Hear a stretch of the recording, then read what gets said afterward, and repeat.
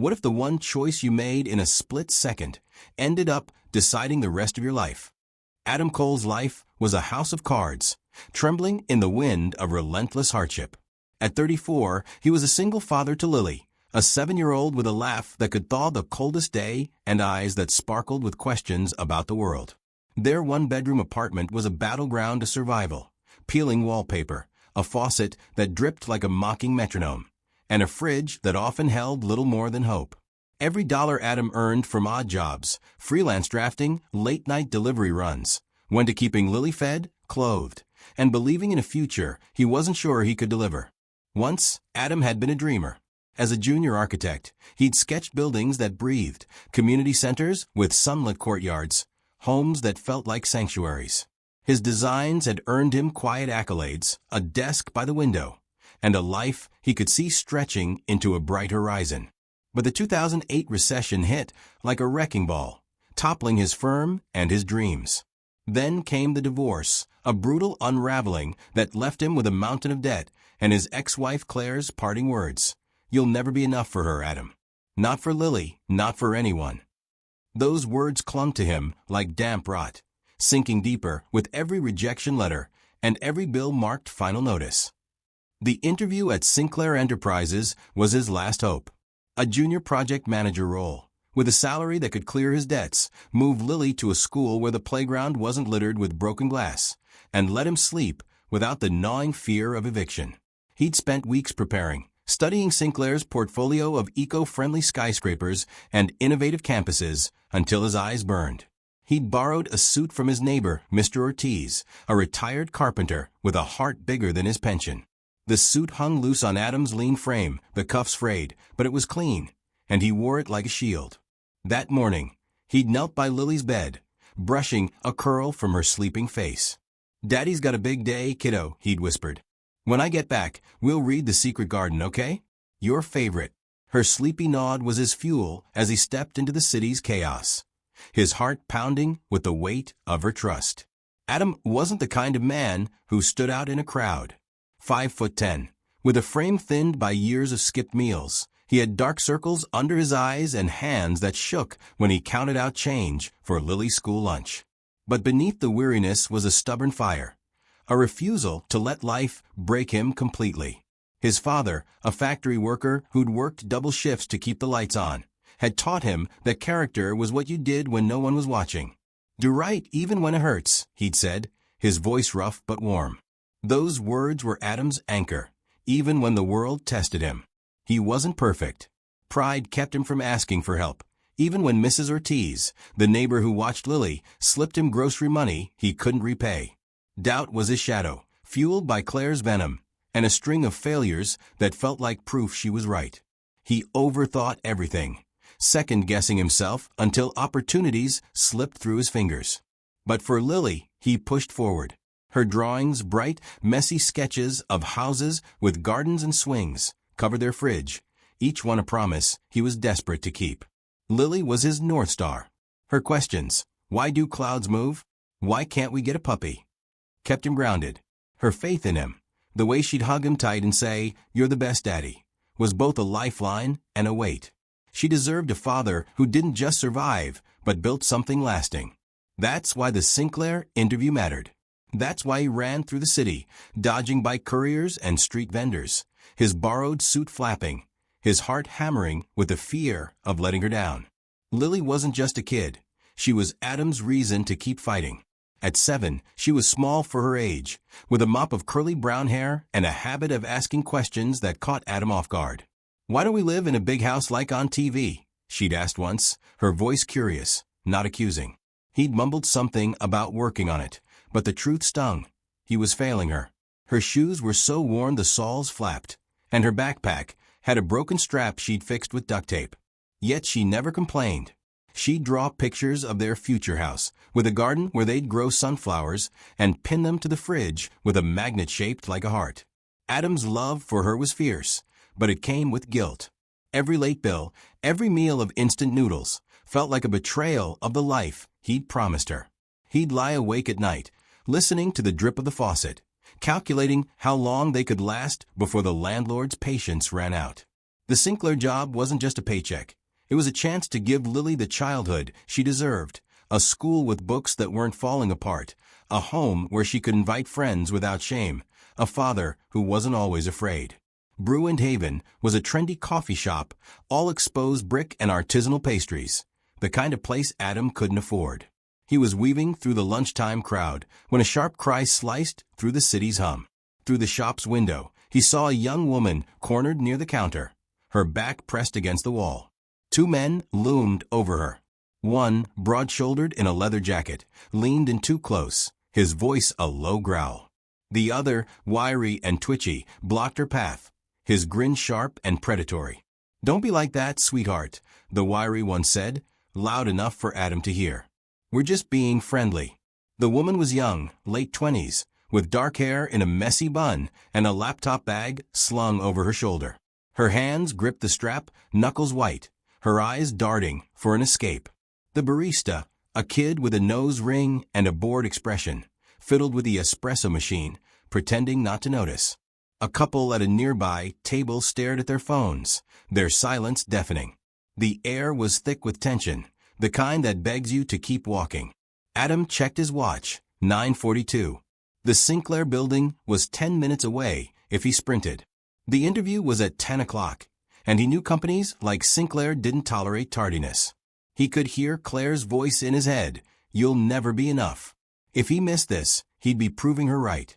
Lily's face flashed in his mind, her worn shoes, her hopeful eyes. He could keep going. No one would know. But then he heard Lily's voice, small and serious. "Daddy, why do people do bad things?" He'd always told her to stand up for what's right, even when it's hard. If he walked away now, what would he tell her when she asked why he didn't help? What kind of father would he be? He pushed open the door, the bell jingling like a warning shot.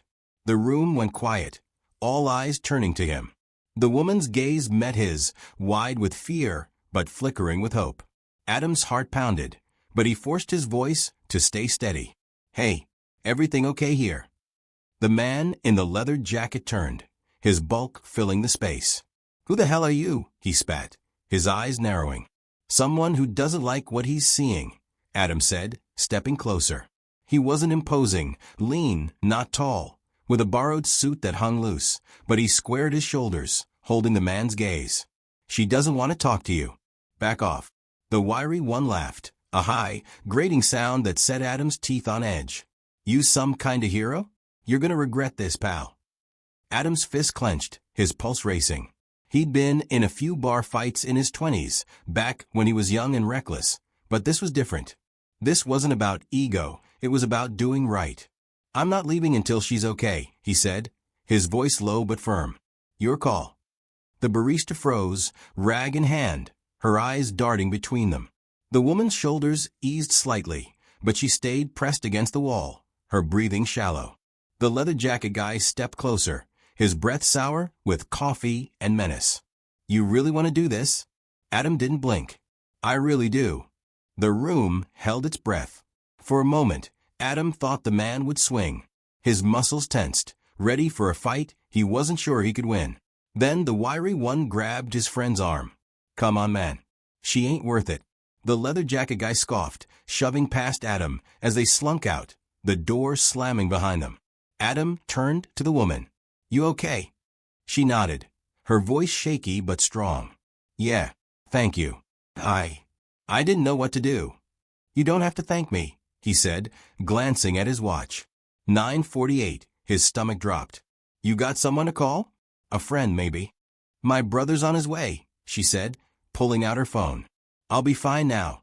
Adam gave her a quick nod. "Stay safe." Then he was gone, sprinting through the city's chaos, his lungs burning, his mind screaming, "I'm late. I blew it." The streets blurred, horns blaring, pedestrians shoving, the city indifferent to his panic. He pushed harder, his shoes pounding the pavement, his tie flapping like a surrender flag. Sinclair Enterprises was a fortress of glass and steel, its lobby a cathedral of wealth with polished marble floors and a chandelier that glittered like a frozen galaxy.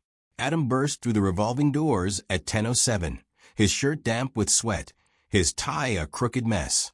The receptionist, a woman with a severe bun and a smile as cold as the marble, barely looked up from her screen.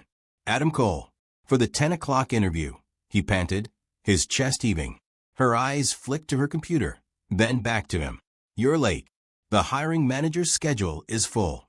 You'll need to reschedule. Adam's heart sank. Please, he said, his voice cracking. Is there any way I can see someone today? I need this. My daughter. I'm sorry. She cut him off, her tone final. We'll call if another slot opens. Have a good day. The words were a guillotine. No slot would open. Companies like Sinclair didn't bend for men like him. Nobodies with empty wallets and borrowed suits. He stood there, the lobby's cold air biting at his sweat-soaked skin, then turned and stumbled out. The city's noise swallowed him whole. He leaned against the building, sliding to the sidewalk, his hands shaking as he dialed Mrs. Ortiz. How'd it go, Mijo? She asked, her voice warm with hope. Didn't make it, he said, his throat raw. I was late. I'll figure something out. Oh, Adam, she said softly, but he hung up before she could say more. He couldn't bear her pity. The bills flashed in his mind. $1,200 for rent, $300 for utilities, $50 for Lily's school supplies, $80 for her asthma inhaler. Her shoes, so worn they flapped when she ran, mocked him. He'd promised her new ones, promised her a better life. Now, he had nothing but failure. He buried his face in his hands, the city moving on without him. A street vendor hawked hot dogs nearby, the smell turning his empty stomach. A businessman in a crisp suit brushed past, his briefcase swinging. Adam felt invisible, a ghost in a world that didn't care. He thought of Lily, waiting at home with her drawings, her trust in him unshaken. The weight of it crushed him. His phone buzzed, yanking him from his spiral. An unknown number. He almost ignored it, assuming it was another bill collector ready to hound him. But something, hope, desperation, a flicker of defiance, made him answer. Mr. Cole? The voice was crisp, professional, with a warmth that caught him off guard. This is Eleanor from Sinclair Enterprises. Ms. Sinclair would like to meet you personally. Can you be back in 20 minutes? Adam's heart skipped. Ms. Sinclair? The CEO. Yes. She's expecting you. Confusion battled hope as he scrambled to his feet. Why would the CEO want to see him? He hadn't even made it to the first interview. His mind raced with possibilities, maybe a mistake, maybe a cruel prank. But he couldn't afford to question it. He straightened his tie, wiped the sweat from his face, and hurried back inside, his pulse pounding. The elevator to the top floor felt like a journey to another planet. The doors opened to a boardroom that looked like it belonged in a sci-fi film, glass walls, a holographic display glowing at the center, and a long table where a single woman sat, her presence commanding every inch of the space. It was her, the woman from the coffee shop. Her dark hair was now sleek, pulled into a low bun, her casual sweater replaced by a tailored navy blazer that screamed power. She stood, extending a hand, her smile both warm and calculating. Adam Cole. I'm Ava Sinclair. Thank you for coming. Adam's jaw dropped. You're the CEO? She nodded, a glint of amusement in her eyes. I was grabbing a coffee this morning when those men decided to make my day difficult. You stepped in, no hesitation, even when it cost you. That's not something you find in a resume. Adam's mind reeled. I thought you were, I don't know, a grad student or something. She laughed, a warm, genuine sound that cut through the room's sterile air. I get that a lot. Keeps me grounded. But let's talk about you. I'm not looking for another project manager. I need someone I can trust for something bigger.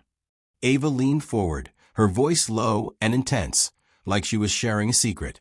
Sinclair Enterprises is launching a project, codename Horizon. It's a community revitalization initiative, rebuilding neglected neighborhoods with sustainable designs. Homes, schools, parks, places where people can build lives, not just survive. This isn't just about buildings, Adam. It's about hope, about giving people a chance to start over. I need someone who's lived that struggle, who knows what it's like to fight for every scrap. I think that's you. Adam's throat tightened. I'm not. I'm just a guy trying to keep my daughter fed. I haven't been in a boardroom in years. I don't have the experience for this. You have something better, Ava said, her eyes locking onto his. Character. You didn't walk away this morning, even when it could have cost you everything. That's the kind of person I need leading Horizon.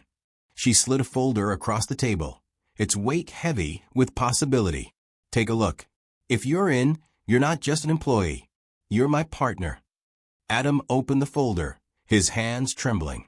The numbers were staggering: a 6-figure salary, health insurance, a relocation package to a neighborhood where Lily could play outside without him worrying about needles or broken glass. But it was the blueprints that stopped him cold. Community centers with sunlit atriums, affordable homes with gardens, parks with swings and wildflowers. It was the kind of work he'd dreamed of as an architect, before life ground those dreams to dust. Each page felt like a glimpse of the future he'd promised Lily, a future he'd almost stopped believing in. Why me, he asked, his voice barely above a whisper. Ava's expression softened, a crack in her polished armor. Because I've been where you are. I grew up in a neighborhood like the ones we're rebuilding, cracked sidewalks, boarded-up windows, dreams that felt like they belonged to someone else. I clawed my way up, built this company from nothing.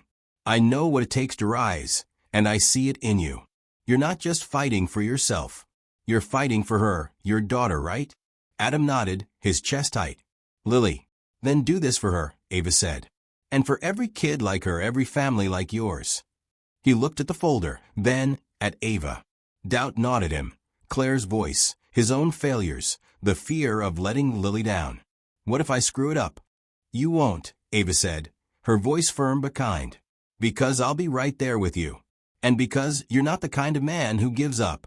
Adam took a deep breath, the weight of the moment settling over him. He thought of Lily, her drawings, her trust. He thought of his father, of the coffee shop, of the choice that brought him here. I'm in, he said, his voice steady for the first time all day. The first months of Horizon were a crucible. The project was ambitious, with a timeline that left no room for error and stakeholders who questioned every decision. Adam worked late nights, poring over blueprints, learning to navigate boardroom politics and community skepticism. Some nights he'd sit at his desk, the city skyline glittering through the window, and hear Claire's voice. You'll never be enough. But then he'd look at Lily's drawings, now pinned to his office wall, and push forward. Ava was a force of nature, equal parts mentor and taskmaster. She'd sit with him after hours, coffee in hand, dissecting plans and challenging him to think bigger. You're not just drawing lines, she'd say. You're building futures. When bureaucrats pushed for cheaper materials to cut costs, Adam found his voice, arguing for quality that would last.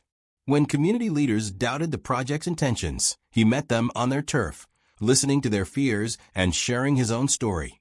A single dad who knew what it was like to feel forgotten. There were setbacks. A supplier botched a delivery, delaying the first community center by a month. A local politician tried to turn Horizon into a campaign stunt, undermining Adam's work. But Ava was there, guiding him through the chaos. You're not alone in this, she'd say, and he began to believe her. Lily was his anchor. On weekends, he'd take her to the construction site, her eyes wide as she watched cranes lift steel beams. Did you make this, Daddy? She'd ask, pointing to the foundation. Helped? He'd say, ruffling her hair. It's for kids like you. Mrs. Ortiz, who still watched Lily when Adam worked late, noticed the change in him. You're standing taller, Mijo, she said one evening, handing him a plate of tamales. Like you believe in yourself again. He smiled, the weight of her words settling in. Trying to. 9 months later, the first community center broke ground. Adam stood at the site, Lily clutching his hand, her new shoes scuff-free and bright. Ava was there, her usual polish softened by a hard hat and mud-streaked boots. She caught Adam's eye and nodded, a silent "you did this." For the first time in years, he felt proud, not just of the building, but of himself. A year later, the first phase of Horizon was complete. The community center stood proud, its glass facade catching the morning light like a beacon. Inside, kids laughed in a library stocked with books, their pages crisp and new. Parents attended job training workshops, their faces lit with cautious hope. Outside, the park bloomed with wildflowers, a nod to Lily's love of the secret garden. At the ribbon-cutting ceremony, Adam stood beside Ava, Lily bouncing at his side in a dress she'd picked out herself, her curls tied back with a ribbon. The crowd was a mix of families, local leaders, and reporters, their applause echoing as Ava stepped to the podium. "This isn't just a building," she said, her voice carrying over the chatter. "It's a promise to every family who's ever felt left behind, every kid who's ever dreamed more. Horizon is about second chances, and it starts with people like Adam Cole, who remind us what it means to fight for what's right." Adam's throat tightened as the crowd turned to him, their applause growing louder. Lily squeezed his hand, whispering, "That's you, Daddy." He blinked back tears, his chest swelling with a feeling he hadn't known in years. Hope. After the ceremony, as families explored the center, Adam and Lily walked through the park. She tugged his hand, pointing to a bench engraved with Horizon, for a brighter tomorrow. "That's like us, right, Daddy? A brighter tomorrow." He knelt, pulling her into a hug, his voice thick. "Yeah, kiddo. Just like us." That night, in their new apartment, small but bright, with a view of trees and a fridge stocked with more than peanut butter, Adam tucked Lily into bed. He opened the secret garden, its pages worn from countless readings, and began where they'd left off. Lily snuggled against him, her voice soft. "Daddy, are we going to be okay now?" He kissed her forehead, his eyes stinging. "We're going to be more than okay, Lily. We're going to build things, big things.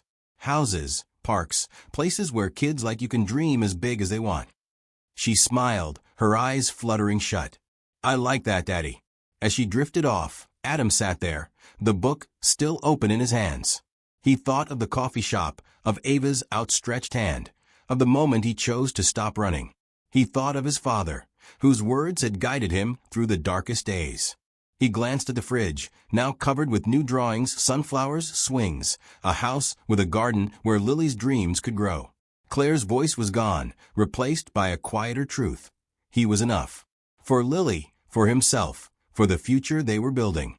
He closed the book, turned off the light, and whispered into the dark, "We made it, kiddo." 2 years later, Horizon was a national model, its blueprint replicated in cities across the country. Adam wasn't just a name on a project. He was a voice for change, speaking at conferences, meeting with families whose lives were better because of his work. The centers he'd helped design were more than buildings. They were lifelines, places where kids like Lily could read, play, and dream without fear. Ava became more than a boss. Over late-night coffees and site visits, they shared stories of their struggles. Her childhood in a neighborhood like the ones they were rebuilding. His years of fighting to keep Lily's light burning. She'd never married, she confided once, because her work was her family. But she saw Lily as a spark of joy, a reminder of why they fought. She'd slip Lily books or sneak her extra cookies, her tough exterior softening in the girl's presence. One spring evening, Adam and Lily planted sunflowers in the community garden, the air warm with the promise of summer. Ava joined them, her sleeves rolled up, dirt smudging her hands.